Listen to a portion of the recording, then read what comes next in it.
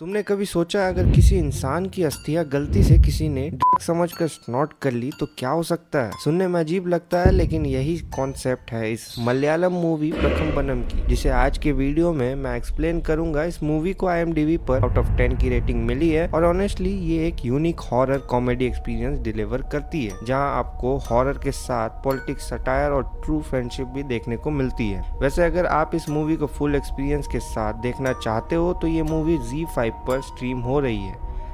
आप डिस्क्रिप्शन में दिए गए लिंक पर क्लिक करके डायरेक्टली वहां जा सकते हो और मूवी को प्रॉपरली एंजॉय कर सकते हो, क्योंकि मूवी काफ़ी अच्छी है।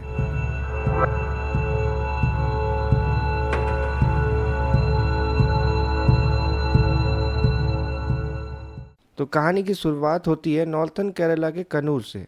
वहीं चेम्बखत हाउस नाम के एक ट्रेडिशनल घर पर एंसिस्टर्स के लिए एक रिचुअल परफॉर्म किया जा रहा होता है। यहाँ हम देख पाते हैं एक अम्मा को जिनका नाम रुक्मणी होता है। यहाँ इनकी आइडियोलॉजी समझना ज़रूरी है दोस्तों। अम्मा एक डीपली रिलीजियस और ऑर्थोडॉक्स पर्सन है जो डिसिप्लिन और ट्रेडिशंस को बहुत ज़्यादा इम्पोर्टेंस देती है। इसका सबसे बड़ा एग्जाम्पल हमें अभी देखने को मिलता है जब उनकी ही एक बहू एंसिस्टर्स के लिए बनाए गए प्रसाद को चेक करते वक्त टेस्ट कर देती है। ये देखते ही दादी का गुस्सा आसमान छू लेता है, क्योंकि उनके हिसाब से वो पवित्र भोजन अब जूठा और अपवित्र हो चुका है और वो तुरंत पूरा प्रसाद बदलवा देती है। देन इसके बाद अब सारी तैयारी होते ही सभी लोग हाथ जोड़कर प्रार्थना वगैरह करते हैं और चुपचाप लाइट्स ऑफ कर कर वहाँ से बाहर निकल जाते हैं। तभी वहाँ अम्मा के दोनों बेटे राघवन और रमेशन आते हैं। प्रोफेशन से वो दोनों CPN पार्टी के एक्टिव वर्कर्स हैं जो हार्डकोर कम्युनिस्ट और एथिस्ट भी हैं। यहाँ हम क्लियरली देख पाते हैं इस घर में एक बैटल है। एक तरफ अम्मा की रिलीजियस सोच और दूसरी तरफ बेटे जो हार्डकोर कम्युनिस्ट और एथिस्ट है। खैर, आते ही वो भड़क जाते हैं रिचुअल्स को लेकर। वो रूम में जाते हैं और सीधा लाइट्स ऑन करते हैं। तभी वो देखते हैं कि प्रसाद ज़मीन पर बिखरा पड़ा हुआ है। वहीं वो औरत डर जाती है और उसके अकॉर्डिंग शायद किसी पूर्वज की आत्मा ने खाना को खाया हो। लेकिन तभी एक बिल्ली वहाँ से बाहर भागते हुई नज़र आती है और ये देखकर राघवन ताना मारता है कि हमारी भूख के मारे जान जा रही है, हमें छोड़कर डेड पीपल्स को खिलाया जा रहा है। खैर, फिर सीन यहाँ से कट होकर कोची के एक कॉलेज हॉस्टल में शिफ्ट करता है। वहीं हमें दिखाया जाता है कॉरिडोर में कुछ लड़के पाथर नाम के लड़के को पकड़ने की कोशिश कर रहे होते हैं, जहां वो उसे पकड़ भी लेते हैं। अब वो सभी पाथर को इसीलिए पकड़ रहे होते हैं क्योंकि उनका दोस्त पुण्यालन कहीं जाकर छुप गया है। आज उसका बर्थडे है और वो बर्थडे बम से बचने की कोशिश कर रहा है। सिद्धू पाथर को डराकर किसी तरह सच उगलवाने की कोशिश करता है, जहां उन्हें पता चलता है कि पाथर के ही रूम में छुपा हुआ है, रूम नंबर 7। देन जल्द ही सब लोग रूम 7 के पास पहुंचते हैं। वहीं रूम अंदर से लॉक होता है। देन दरवाजे खुलवाने के बाद पहले तो रूम खाली लगता है, लेकिन सिद्धू को खिड़की के पास हैंगिंग कपड़ों के पीछे किसी के छुपे होने का शक होता है। जैसे ही वो कपड़े हटाता है, पुण्यालन वहीं छुपा मिलता है। फिर होना क्या था, सब दोस्त मिलकर उसे पकड़ लेते हैं और जोर जोर से बर्थडे बम्स देना शुरू कर देते हैं। इसके बाद हम देखते हैं वो सभी एक बड़ी सी टैंक में कोल्ड ड्रिंक्स और फ्रूट्स मिक्स करते हैं ताकि उसमें लिकर डालकर सेलिब्रेट कर सके। वहीं एक लड़का ऊपर शेल्फ से एक पुरानी खास बोतल निकालने लगता है, तब सिद्धू उसे तुरंत रोक देता है। सिद्धू सीरियस होकर बताता है कि ये बोतल तभी खुलेगी जब हम कॉलेज इलेक्शन जीतेंगे। वैसे ये बोतल पिछले 3 साल से वहीं रखी हुई है और सिद्धू पिछले 3 सालों से कॉलेज प्रेसिडेंट के इलेक्शन में ट्राई कर रहा है, लेकिन अब तक जीत नहीं पाया। अब ये उसका आखिरी साल है, इसीलिए ये साल उसके लिए काफ़ी इम्पोर्टेंट होने वाला है। अभी वो लोग अपनी ड्रिंक्स बनाना स्टार्ट कर ही रहे होते हैं कि तभी गेट नॉक होता है और जैसे ही डोर खुलता है वहाँ का वार्डन खड़ा नज़र आता है। वार्डन को देखते ही सिद्धू रिएक्ट करता है। वो बिना टाइम वेस्ट किए लिकर बॉटल को अपने पीछे छुपाने लगता है ताकि पकड़ा ना जाए। लेकिन अगले ही पल सीन एकदम अनएक्सपेक्टेड टर्न ले लेती है, क्योंकि हम देखते हैं कि वार्डन खुद अपने हाथ में एक पूरा खंबा लिए खड़ा है। और यहाँ एक इंटरेस्टिंग चीज़ देखने को मिलती है। वार्डन और स्टूडेंट्स, खासकर सिद्धू, पुण्यालन और शंकरन के बीच एक अजीब सा फ्रेंडली बॉन्डिंग नज़र आता है। ये टिपिकली स्ट्रिक्ट वार्डन जैसा रिश्ता नहीं, बल्कि जहाँ वार्डन और स्टूडेंट दोनों साइड को दारू और मस्ती इक्वली पसंद है। इसी वजह से वार्डन भी उनके साथ चिल करता हुआ उसी एनर्जी में फुल्ली इन्वॉल्व हो जाता है। पार्टी के बाद सब लोग पीकर नशे में सो चुके होते हैं। वहीं दूसरी तरफ पुण्यालन अपनी गर्लफ्रेंड वेदिका से बात कर रहा होता है। तभी सिद्धू के पास एक कॉल आता है। कॉल रिसीव करते ही वो कुछ ऐसा सुनता है जो उसे अंदर तक झंझोड़ कर रख देता है। उसका चेहरा सीरियस हो जाता है और बिना कुछ कहे वो तुरंत बाहर निकलता है, किसी के साथ बाइक पर बैठकर रेलवे स्टेशन के लिए निकल पड़ता है। वहीं पुनियालन ये सब नोटिस कर लेता है। वो तुरंत अपने दोस्तों को जगाकर अलर्ट करता है। सिचुएशन सीरियस नज़र आती है, इसीलिए वो वार्डन की कार की चाबी चुराकर सबके साथ सिद्धू को ढूंढने के लिए निकल जाते हैं। सीन कट होता है और हम कन्नूर पहुंचते हैं। यहाँ सिद्धू ऑलरेडी घर पहुंच चुका होता है और तब हमें पता चलता है अम्मा अब इस दुनिया में नहीं रही। इसी के साथ एक और इम्पोर्टेंट कनेक्शन क्लियर होता है। सिद्धू रमेशन जी के बेटे हैं और रुक्मणी अम्मा की पोते। असल में सिद्धू को कॉल पर यही खबर मिली थी, इसीलिए वो इतनी जल्दी इमोशनल स्टेट में वहाँ से यहाँ पैनिक करता पहुँच गया। वहीं दूसरी तरफ हम रमेशन और राघवन की बातें सुन पाते हैं, जहाँ वो आपस में डिस्कस कर रहे होते हैं कि कौन कौन सी पार्टी, वर्कर्स और एमएलए आने वाले थे, क्या कोई आए। लेकिन कुछ देर बाद धीरे धीरे उन्हें एहसास होता है कि अब ना कोई आने वाला है और ना ही किसी का फ़ोन आया है। यहाँ क्लियरली दिख जाता है कि उन्हें अपनी माँ के जाने का गम कम और इससे पॉलिटिकल सिंपैथी लेने में ज़्यादा इंटरेस्ट है। और इसी बीच वो ज़बरदस्ती अम्मा की बॉडी पर अपना लाल झंडा रखवा देते हैं, उन्हें कॉमरेड और फ्रीडम फाइटर के रूप में प्रेजेंट करते हुए। जबकि असल में वो कोई फ्रीडम फाइटर नहीं थी, बल्कि एक रिलीजियस औरत थी जो बच्चों को रामायण और भगवत गीता के पाठ पढ़ाती थी।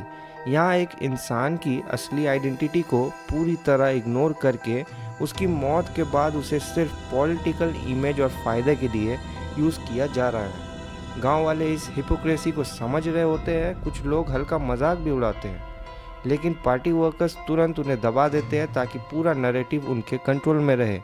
खैर, वहीं हम देखते हैं पुनियालन, शंकरन और पाथर को, जो पहुंचते ही वो देख पाते हैं वहाँ एक तगड़ी भीड़ जमा है और जोर जोर से इनकलाब जिंदाबाद और सीपीएम पार्टी जिंदाबाद के नारे लगा रहे हैं। पहले तो उन्हें लगता है कि कोई पॉलिटिकल रैली है, जिसके कारण पुनियालन जोश में नारे लगाने लगता है। पर तभी उनकी नज़र एक बोर्ड पर पड़ती है, इन लविंग मेमोरी ऑफ चेम्बकत अम्मा 70। उन्हें रियलाइज़ होता है कि ये सिद्धू की दादी का फ्यूनरल है, ना कि कोई रैली। अब इस चैंटिंग के बाद सभी गांव वाले उन्हें घूरने लगते हैं। तभी सुरेश, जो उसी पार्टी से जुड़ा हुआ है, एक बॉम्ब मेकर और थोड़ा सनकी टाइप का आदमी, उनके पास आता है और डांटते हुए कहता है, क्या बकवास कर रहे हो, तुम्हें पता नहीं यहाँ क्या चल रहा है। पुनियालन तुरंत सिचुएशन एक्सप्लेन करता है कि उन्हें ये सब रैली लगा था और वो असल में सिद्धू के क्लासमेट्स है और उससे मिलने आए हैं। सुरेश उनकी बात समझ तो लेता है, लेकिन अपनी सनकी नेचर की वजह से उन्हें एक वार्निंग देकर वहाँ से चला जाता है। वहीं सिद्धू उन्हें देख लेता है और पास आकर कहता है कि तुम लोग वापस चले जाओ, मैं कुछ दिन यहीं रुकूंगा। ये सुनकर पुनियालन उसे समझाता है कि कॉलेज इलेक्शन सर पर है भाई, ये इस बार वो हार नहीं सकते। उसके पापा भी उसे वापस कॉलेज जाने के लिए कहते हैं ताकि उसकी पढ़ाई अफेक्ट ना हो, लेकिन सिद्धू फिर भी कन्नूर में कुछ दिनों के लिए रुकने का फैसला करता है। इसके बाद वो तीनों सुरेश को अकेले में बुलाते हैं और एक बिल्कुल एब्सर्ड सवाल पूछते हैं, कॉलेज इलेक्शन जीतने के लिए उन्हें धमाका क्रिएट करना है, क्या आप बम्स अरेंज कर सकते हैं। पहले तो सुरेश भड़क जाता है, तुम लोगों को क्या लगता है कन्नूर का हर आदमी जेब में बम लेके घूमता है। लेकिन अगले ही पल उसकी टोन एकदम कैजुअल हो जाती है, वैसे कितने चाहिए। देन सुरेश उन्हें ये भी बताता है कि फेस्टिवल के चलते उसके पास बम्स ख़त्म हो चुके हैं, लेकिन अगर रॉ मटेरियल मिल जाए तो वो कोची में ही ऑन द स्पॉट उन्हें तैयार कर सकता है। ये सुनते ही वो ज़्यादा एक्साइटेड हो जाते हैं और पुनियालन, खासकर पुनियालन, उसे गाड़ी में बैठाता है और कोची के लिए लेकर चले जाता है। वहीं सिद्धू को हम देख पाते हैं जो काफ़ी इमोशनल हो चुका होता है। वो अपनी दादी के साथ बिताए हुए पल याद करता है। उसे याद आता है कि पिछली बार जब वो यहाँ आया था तो उनके बीच ट्रेडिशंस को लेकर एक छोटी सी बहस हो गई थी, जहाँ अम्मा ने गुस्से में उसे थप्पड़ भी मारा था। इसी वजह से सिद्धू बिना कुछ कहे, बिना प्रॉपर गुड बाय के वापस कॉलेज चला गया था। लेकिन अब उसे रियलाइज़ हो रहा है कि शायद अब बहुत देर हो चुकी है उनसे माफ़ी मांगने के लिए। इस पर अम्मा के जाते ही हम देखते हैं कि दोनों भाई घर में प्रॉपर्टी का बंटवारा करने लगते हैं। वहीं इस पूरे घर में एक ऐसा शख्स भी है जो हमेशा चुप रहता है। उनका नाम है माधवन, यानी सिद्धू के दादाजी। वो पूरी तरह से सब मैसिव और दबे हुए बुजुर्ग लगते हैं जिनकी घर में कोई आवाज़ ही नहीं है।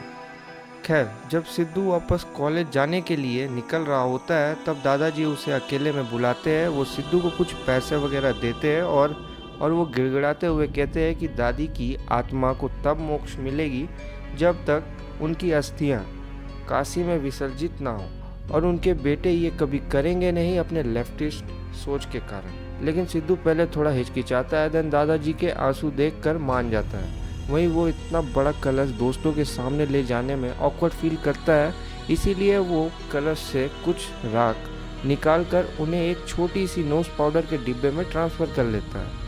इसके बाद हम देखते हैं सिद्धू हॉस्टल आता है और सुरेश को रूम में पाकर गुस्से में पुनियालन को डांट देता है और कहता है उसे तुरंत वापस भेजो।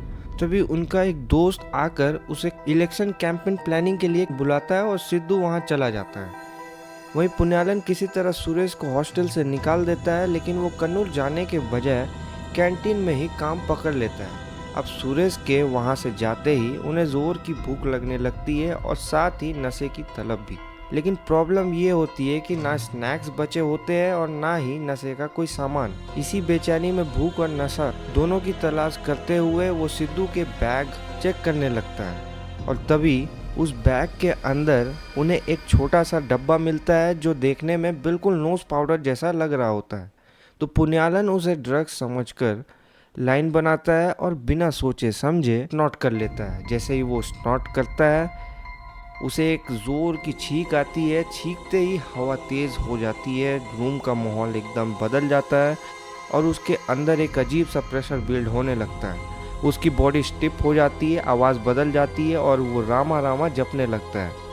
और तो और उसके नाक से खून भी निकलने लगता है। तभी सनकरण डर कर उसे झटके वगैरह देने लगता है। इससे पुनियालन एकदम नॉर्मल हो जाता है। वो तुरंत अपनी नाक साफ करता है और कैजुअली बोलता है, भाई ये कैसा पाउडर है, दिमाग ही हिला दिया। और इस सीन के बाद ये क्लियरली समझ आ जाता है कि दादी की स्पिरिट अब पुनियालन के अंदर आ चुकी है, क्योंकि देखो अब रूम का माहौल बदलना, तेज़ हवा चलना, पुनियालन की आंखों का लाल होना, ये सब इसी बात का इशारा है। उसने दादी की अस्थियों को ड्रग समझकर स्नॉट किया और वही गलती पूरी सिचुएशन को ट्रिगर कर दी। खैर, पुनियालन, शंकरन, सिद्धू और उसके दोस्त मिलकर अगले दिन कैंडिडेट्स इवेंट और फाइनल वोटिंग के लिए प्लान बना रहे होते हैं। इस बार वो किसी भी हालत में हारना नहीं चाहते।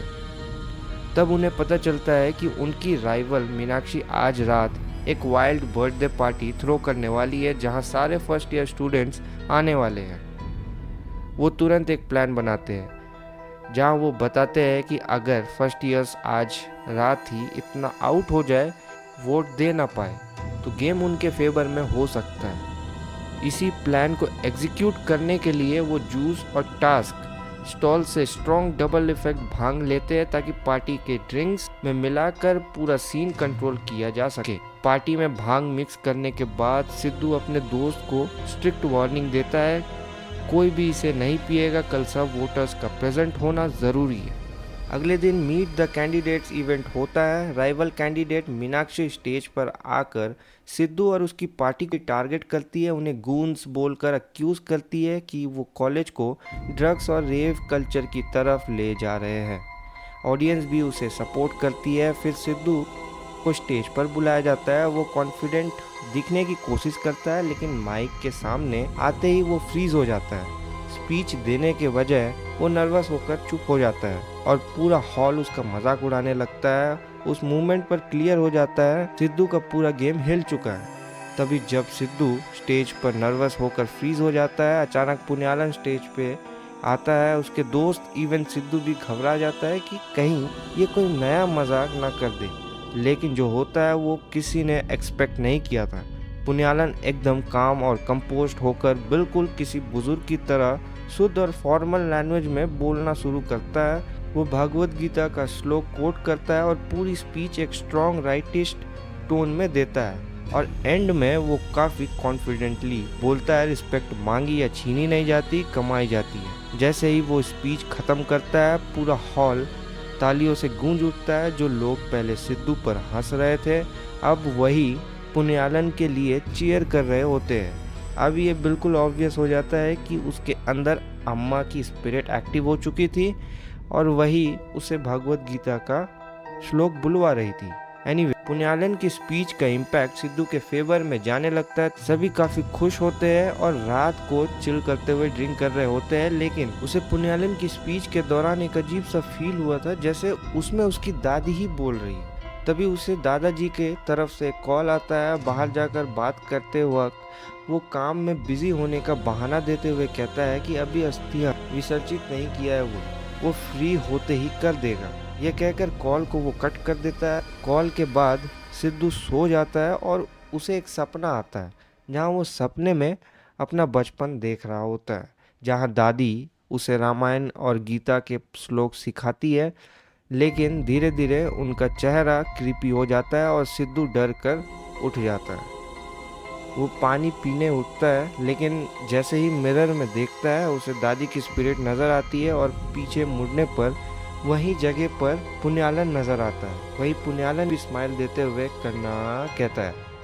ये सुनते ही शौक में सिद्धू के हाथ से जग गिरकर टूट जाता है और सिद्धू जोर जोर से चिल्लाते हुए बेहोश हो जाता है। उसकी चीख सुनकर सब लोग, दोस्त, स्टूडेंट्स और वार्डन तुरंत वो सिद्धू को होश में लाते हैं और पूछते हैं कि क्या हुआ। लेकिन सिद्धू अजीब तरह से हाथों से इशारा करने लगता है, जैसे कुछ कहना चाहता हो लेकिन बोल नहीं पा रहा है। वार्डन को लगता है कि सिद्धू ने ज़्यादा पी लिए और ये फालतू के ड्रामे वगैरह कर रहा है। वो सबको डांट कर वापस रूम्स में भेज देता है और खुद भी वहाँ से चला जाता है। इसके बाद सिद्धू अपने बैग में नोज पाउडर ढूंढता है, लेकिन वो उसे नहीं मिलता। तब शंकरन बताता है कि पुण्यालन ने उसे स्नॉट कर लिया था और बाकी के वो बाहर फेंक चुका है।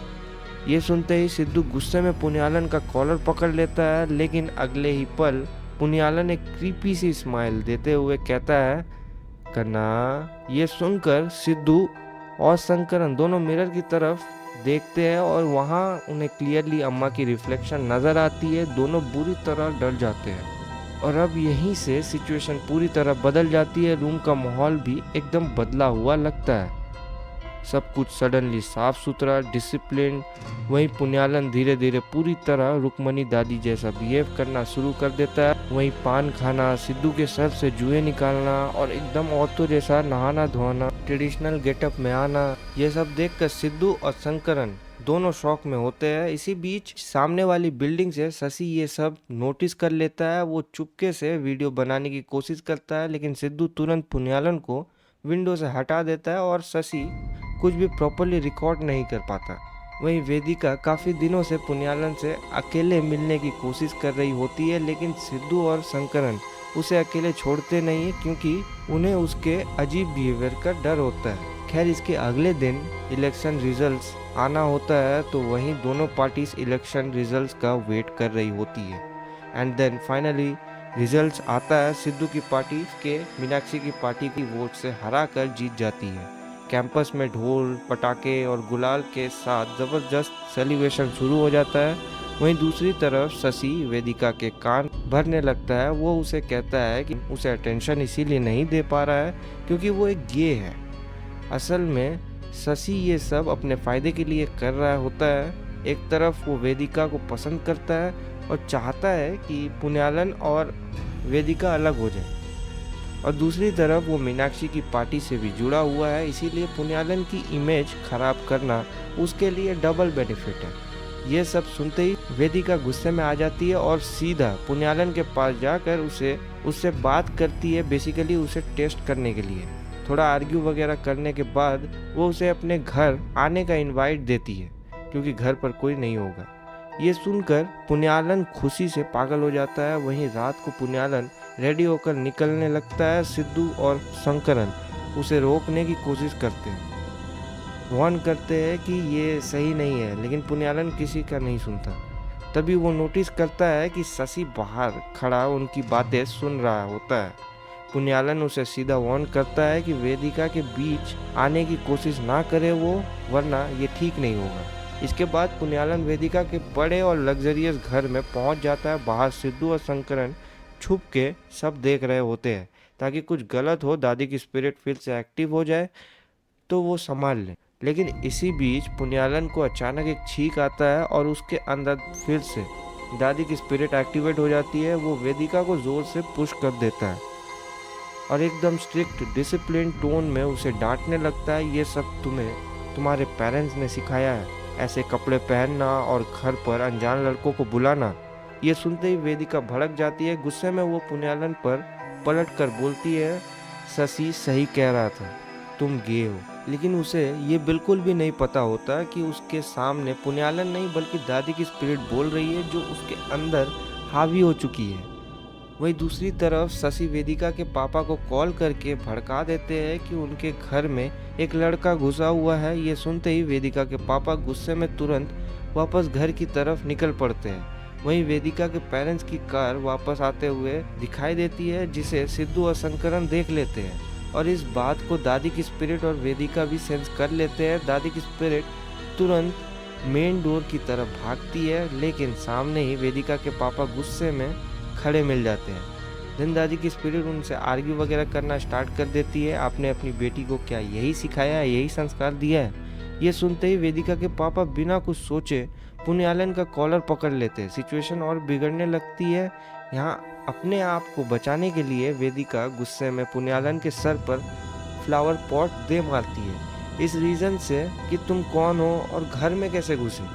तभी बाहर छुपे सिद्धू और शंकरन ये सब देखते ही तुरंत प्लान बना लेते हैं। वो एक्टिंग करते हुए वहाँ आते हैं, जहाँ वो कहते हैं, अरे अंकल जी क्या हुआ, हमने बाहर से कुछ शोर सुना। फिर सिचुएशन को हैंडल करते हुए वो पुण्यालन को उठाते हैं और इनोसेंट फेस के साथ गुड नाइट अंकल बोलकर उसे वहाँ से निकाल ले जाते हैं। हॉस्टल वापस आकर पुण्यालन वेदिका को कॉल करने की कोशिश करता है, लेकिन वो उसे ब्लॉक कर चुकी होती है। ये देखकर पुण्या और ज़्यादा फ्रस्ट्रेट हो जाता है। उसका सिद्धू और शंकरन से लंबा आर्ग्यूमेंट होता है, जहां सिद्धू उसे पूरा सच बताता है कि उसके अंदर दादी की आत्मा आ चुकी है। पुण्यालन शॉक में आ जाता है। आखिर में वो डिसाइड करता है कि वो खुद दादी की स्पिरिट से बात करेगा। वो जानबूझकर छींक लाने की कोशिश करता है, लेकिन क्योंकि उन्हें लगता है कि छींक के बाद ही दादी की स्पिरिट एक्टिवेट होती है। काफ़ी ट्राई करने के बाद जब उसे छींक आती है, वो एक्साइटेड होकर पूछता है, आई क्या? लेकिन वो कहते हैं नहीं भाई। अगेन वो काफ़ी ट्राई करता है, लेकिन कुछ होता नहीं है। खैर अगली सुबह वो तीनों मंदिर पहुंचते हैं। यहाँ पंडित जी उन्हें समझाते हैं कि जब तक सही रिचुअल्स पूरे नहीं होंगे तब तक आत्मा को शांति मिलना नामुमकिन है। इसके बाद वो पुण्यालन का नक्षत्र वगैरह पूछते हैं, लेकिन तीनों के पास इसका कोई जवाब नहीं होता। और तभी एक अजीब चीज़ नोटिस होती है, पुण्यालन वहाँ नहीं होता, वो कहीं गायब हो चुका होता है। उसे ढूंढते ढूंढते अचानक उनका ध्यान बीच की तरफ जाता है, जहां दूर से एक हंगामा सा मचा हुआ दिखाई देता है। वहां एक मॉडर्न कपल को भीड़ ने घेर रखा होता है और ये भीड़ असल में इसीलिए जमा होती है क्योंकि दादी की स्पिरिट उस कपल को पब्लिक में क्लोज होने पर मॉरल पुलिसिंग कर रही होती है। दादी डांटते हुए कहती है, ये जगह भगवान की है, यह सब यहाँ नहीं चलेगा। सिचुएशन बहुत ज़्यादा बिगड़ता हुआ नज़र आता है। कपल भी आर्ग्यू करता है और लड़की लाइव स्ट्रीम तक स्टार्ट कर देती है। वहीं सिद्धू और शंकरन माहौल बिगड़ता देख तुरंत पुण्यालन को वहां से हटा ले जाता है, सिचुएशन को कंट्रोल करते हुए। लेकिन यहाँ एक इंटरेस्टिंग ट्विस्ट आता है। दरअसल वो लड़का एक्चुअली शशि के ग्रुप का होता है, जो मीनाक्षी की पार्टी से जुड़ा हुआ है। खैर अब ये पूरा इंसिडेंट का वीडियो इंटरनेट पर आग की तरह फैल जाता है। हॉस्टल से लेकर ट्रेन, ऑटो ड्राइवर्स तक हर कोई अपने फ़ोन पर ये ड्रामा देख रहा होता है। न्यूज़ चैनल भी इसे ब्रेकिंग न्यूज़ बनाकर टीवी पर चलाने लगते हैं। सिचुएशन इतनी बढ़ जाती है कि पुलिस भी हॉस्टल तक पहुंच जाती है, लेकिन वार्डन समहाउ मैटर को हैंडल करते हुए सेटल कर देता है। लेकिन इधर शशि ये वीडियो देखकर बुरी तरह भड़क जाता है। बदला लेने के लिए वो अपनी पूरी गैंग के साथ सिद्धू और पुण्यालन के रूम के बाहर पहुंचता है। वो लोग दरवाज़ा तोड़कर अंदर घुसते हैं और पूरा रूम तहस नहस कर देते हैं। दूसरी तरफ सिद्धू और शंकरन ये तीनों पुण्यालन के घर पर होते हैं, जहां वो न्यूज़ देखते हुए आपस में बहसबाजी कर रहे होते हैं, एक दूसरे को ब्लेम कर रहे होते हैं। वीडियो वायरल हो चुका होता है और कॉलेज में भी कोई उनका फ़ोन नहीं उठाता। पुलिस के डर से डिस्टेंस मेंटेन कर रहे होते हैं। तभी पुण्यालन की माँ उनके लिए जूस लेकर आती है और सरप्राइजिंगली वो उसकी हरकतों से काफ़ी खुश होती है, क्योंकि उनका नेचर भी काफ़ी पुराने ज़माने वाले होते हैं। आगे हम देखते हैं कि वार्डन और राघवन वहाँ पहुँचते हैं, राघवन कहता है कि अगर रमेशन भैया यहाँ होते तो शायद ये सब नहीं होता। वीडियो देखकर राघवन को शक हो चुका था कि पुण्यालन के अंदर अम्मा की स्पिरिट हो सकती है। वो तुरंत रमेशन को कॉल करता है और पूछता है क्या करना चाहिए, लेकिन रमेशन इसे इग्नोर करके कहता है कि किसी साइकेट्रिस्ट को दिखाओ, ये डबल पर्सनालिटी का केस हो सकता है। राघवन थोड़ा फ्रस्ट्रेट हो जाता है और कहता है कि उसने पहले ही अम्मा के नाम के रिचुअल करवाने को बोला था। यहाँ एक इंटरेस्टिंग चीज क्लियरली सामने आती है जिसे हम हार्डकोर कम्युनिस्ट और एथिस्ट समझ रहे थे, वो भी कहीं ना कहीं इन रिचुअल्स और आस्था पर विश्वास करता है। शायद रमेशन के इन्फ्लुएंस की वजह से वो ऐसा लेफ्टिस्ट बिहेव करता है, लेकिन अंदर से उसका नज़रिया इतना ग्रीड नहीं। खैर, इसके बाद राघवन एक बार कंफर्म करने के लिए पुण्यालन के पास जाते हैं और उससे बात वगैरह करने की कोशिश करते हैं। यहाँ हम क्लियरली सुन पाते हैं कि पुण्यालन की आवाज़ अब बिल्कुल दादी जैसा हो चुकी है। ये देखकर राघवन कंफर्म हो जाता है, लेकिन साथ ही काफ़ी डर भी जाता है। उसका रिएक्शन देखकर सभी बाहर निकल आते हैं। बाहर आते ही राघवन कहता है तुम लोग यहाँ मत रहो, ये डेंजरस है, मेरे साथ चलो। वहीं उन दोनों के अकॉर्डिंग पुण्यालन को ऐसे कैसे छोड़ सकते हैं, जहाँ वो कहते हैं आज की रात समहाउ निकालते हैं और कल तक इसका कोई सॉल्यूशन ढूंढ लेंगे। तभी वार्डन प्रैक्टिकल बात करता है, राघवन जी आप पॉलिटिकल पार्टी से जुड़े हुए हैं, आपके पास अच्छे लॉयर्स के कॉन्टैक्ट्स होंगे, पहले इनका बेल करवाइए वरना ये लोग फंस सकते हैं। नेक्स्ट डे हम उन तीनों को कोर्ट कैंपस के बाहर देखते हैं, जहां उनको अब बेल मिल चुका होता है। अब मीडिया और पब्लिक से थोड़ा दूर आकर जब वो चैन की सांस लेते हैं तो शंकरन अपने फ़ोन को चेक करता है। वो देखता है एक रशियन दादी का मैसेज आया है। सिद्धू पूछता है कौन सी रशियन दादी। शंकरन बताता है कि डॉक्टर जॉयना सैम्यूल का अपॉइंटमेंट कंफर्म हो गया है फोर्ट कोची के पास, और ये वही पैरानॉर्मल एक्सपर्ट है जिनका अपॉइंटमेंट लिया था। वही वेदिका भी वहां आ जाती है काफ़ी सीरियस और गुस्से में। वो सीधा उनसे कहती है मुझे पता है तुम लोग मुझसे कुछ बड़ा छुपा रहे हो। इसके बाद वो पुण्यालन को साफ साफ कह देती है कि अगर तुम चाहते हो कि हमारे रिलेशनशिप आगे चले तो मुझे अभी सच बताओ। ये सुनकर पुण्यालन मजबूर हो जाता है, वो अपने दोस्तों की तरफ देखने लगता है। तो सिद्धू कहता है तुम्हें सच जानना है ना, तो चलो हमारे साथ। वो सब एक पुरानी डरावनी हवेली के सामने पहुंचते हैं जिसके गेट पर रशियन में लिखा होता है स्टैनिस्लावस्कीस मैंशन। देन इसके बाद दरवाजा एक ब्लॉन्ड औरत खोलती है और अपॉइंटमेंट सुनते ही अंदर स्टैनी को बुलाती है। वो लोग हवेली के अंदर जाते ही देखते हैं कि पूरा घर एक क्रीपी म्यूजियम जैसा है और हर जगह अजीब गैजेट्स, स्कल्स और पैरानॉर्मल चीज़ें रखी होती है। स्टैनी उन्हें कैजुअली ग्रीट करता है और सीधा पूछता है कौन सी आत्मा का केस है। जब सिद्धू बताता है कि उसकी दादी की स्पिरिट है तो स्टैनी पहले थोड़ा इरिटेट होता है, लेकिन जैसे ही उसे पता चलता है कि पुण्यालन ने अस्थियां नोट की थी, वो एक सेकंड के लिए शॉक में रह जाता है और फिर अगले ही पल जोर जोर से हंसने लगता है। उसे ये केस रेयर और काफ़ी इंटरेस्टिंग लगने लगता है। फिर स्टैनी उन्हें ऊपर ले जाता है। वहाँ जाकर कैजुअली पूछता है कि क्या दादी की कोई अनफुलफिल्ड विश थी। वहीं वो बताते हैं कि हाँ, दादी पुण्यालन के थ्रू कुछ अधूरी इच्छा का जिक्र किए थे, लेकिन वो एग्जैक्टली क्या था वो नहीं बताए वो। ये सब सुनने के बाद स्टैनी एक कॉन्फिडेंट थोड़ी क्रीपी स्माइल के साथ कहता है रिलैक्स, ये सब हैंडल करना बहुत आसान है, तुम बस मुझे एक बार उस आत्मा से बात करने दो। फिर वो अपना क्रीपी कलेक्शन दिखाता है, एक ग्लास बॉक्स में बंद डरावनी डॉल और एक बड़ा सा हैमर। स्वैग में वो क्लेम करता है कि इसी हैमर से उसने सिर्फ 5 दिनों के अंदर एक डेंजरस सीरियल किलर को पकड़ा था, मतलब उसकी स्पिरिट को पकड़ा था। उसके लिए ये दादी की स्पिरिट कोई बड़ी बात नहीं है। और यहाँ एक सेकंड रुक कर स्टैनी को समझना ज़रूरी है, ये कोई टिपिकल बाबा या तांत्रिक नहीं है, बल्कि एक अजीब सा पैरानॉर्मल एक्सपर्ट है जो रिचुअल्स को मानता है और हर चीज़ को साइंटिफिक तरीके से हैंडल करता है। लेकिन प्रॉब्लम ये है कि ये बंदा काफ़ी ओवर कॉन्फिडेंट और ड्रामेटिक है, हर केस को इजी समझता है और थोड़ा थ्रिल के लिए काम करता है। मतलब सिंपल शब्दों में ये आदमी स्मार्ट भी है लेकिन अनप्रिडिक्टेबल भी है।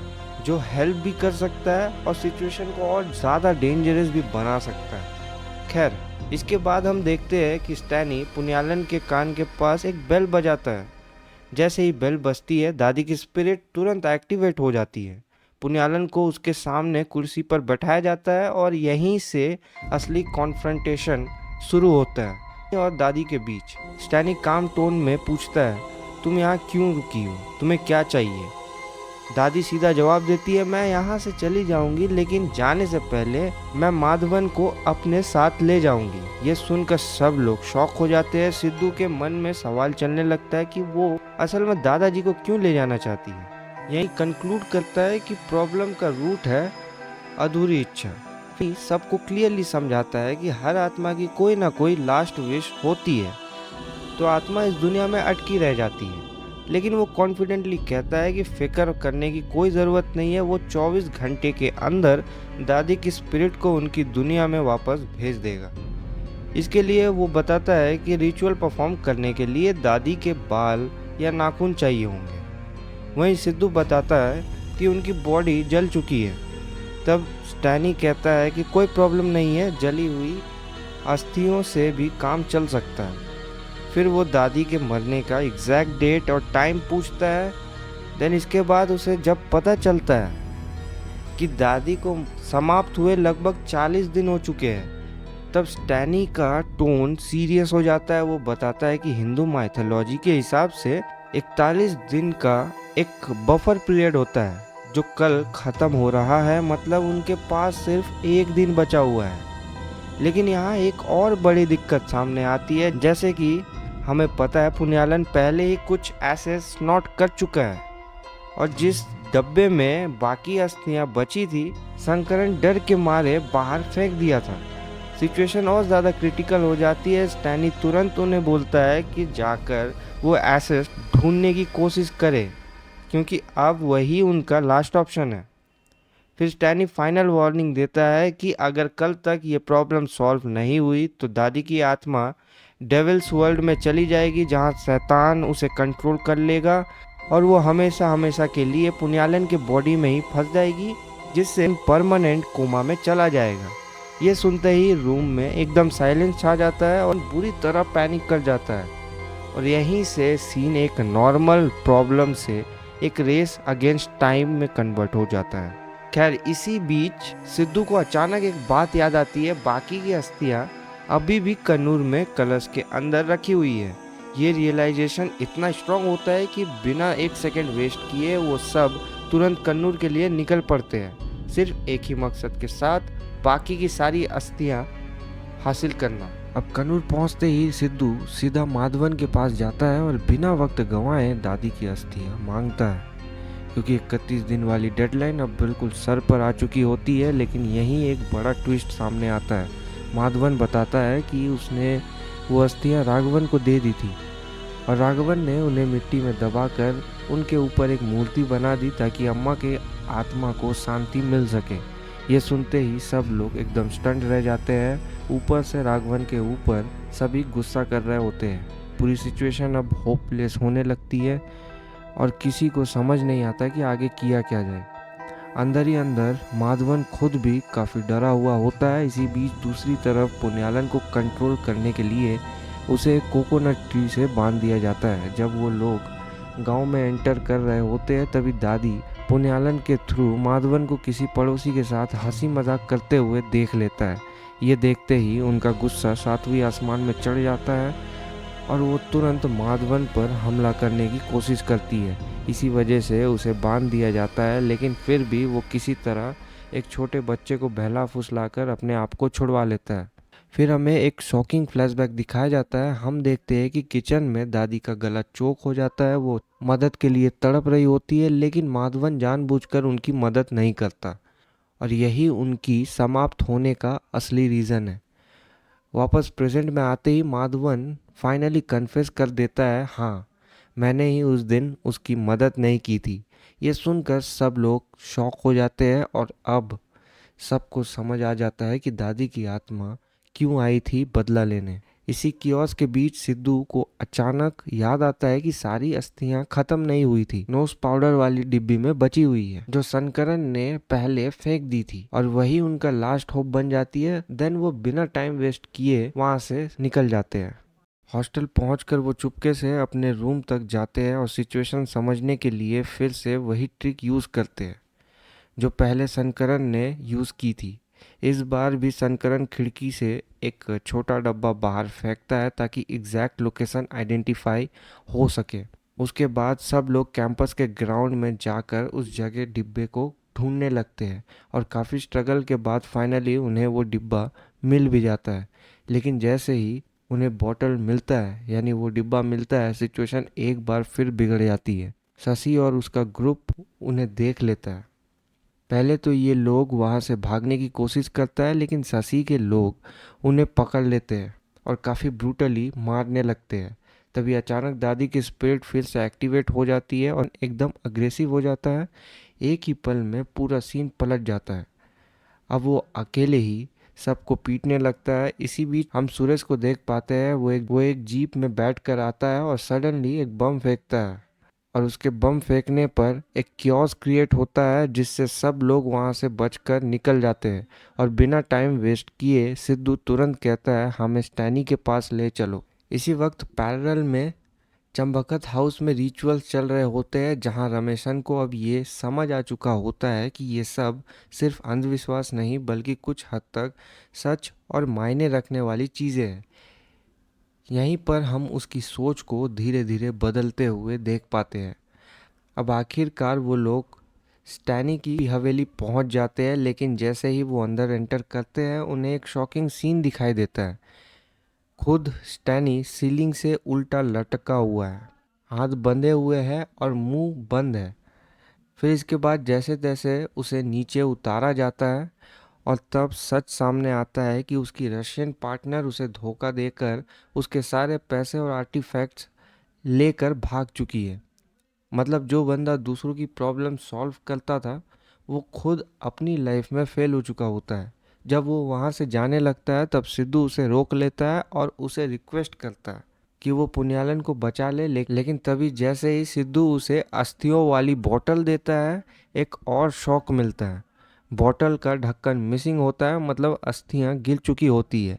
ये देखते ही स्टैनी पैनिक कर जाता है और कहता है कि एसेस के बिना रिचुअल्स पॉसिबल नहीं है, बल्कि सिचुएशन और डेंजरस हो सकता है क्योंकि ये पावरफुल स्पिरिट और डार्क एंटिटीज को अट्रैक्ट कर सकती है। फिर भी पुण्यालन की हालत देखकर स्टैनी मजबूरी में रुक जाता है। वो अपने रिचुअल स्टार्ट करता है, बेल, किताब और पाउडर्स के साथ एक अजीब रशियन मंत्र बोलते हुए, वेलकम अगेन ग्रैंडमा। उसके ये कहते ही सडनली दादी की स्पिरिट पूरी तरह एक्टिवेट हो जाती है, उसकी आंखें बदल जाती है। उसे शांत करने की कोशिश करता है, इवन उसे हेवन भेजने का लालच भी देता है, लेकिन दादी सीधा उसे इंसल्ट कर देती है और अगले ही पल उस पर हमला कर देती है।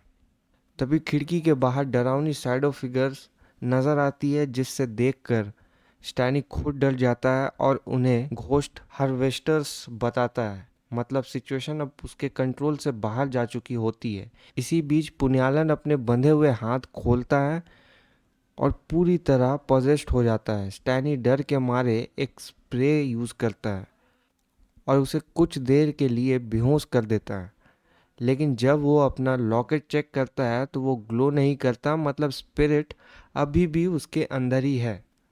और यही सबसे बड़ा ट्विस्ट आता है, स्टैनी झूठ बोलकर सबको वहीं छोड़ देता है और खुद भाग जाता है, उन्हें मौत के मुंह में अकेले छोड़कर।